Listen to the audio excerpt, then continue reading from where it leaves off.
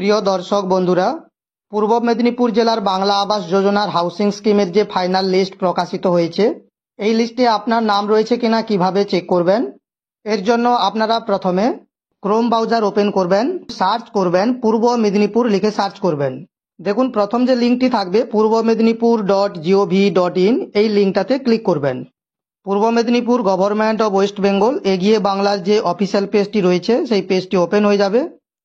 এরপর এই পেজটিকে একটু স্ক্রল ডাউন করে নিচের দিকে আসবেন, সার্ভে ফর রুরাল হাউসিং এটাতে ক্লিক করবেন। সার্ভে ফর রুরাল হাউসিং 2024-2025 এটাতে ক্লিক করবেন। দেখুন গভর্নমেন্ট অফ ওয়েস্ট বেঙ্গল পূর্ব মেদিনীপুর এগিয়ে বাংলা আবারও একটি নতুন পেজ ওপেন হবে।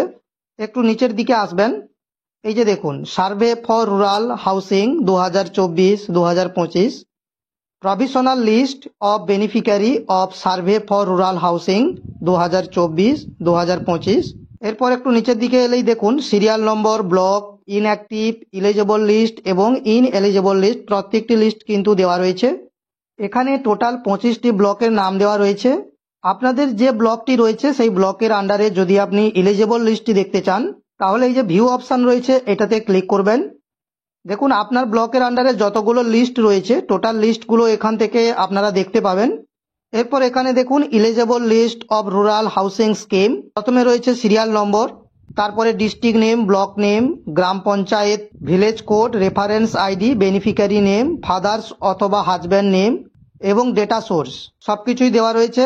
এই লিস্টে আপনাদের নাম রয়েছে কিনা আপনারা গ্রাম পঞ্চায়েত ভিত্তিক এবং ভিলেজ ভিত্তিক আপনাদের নামটি দেখে নিতে পারবেন।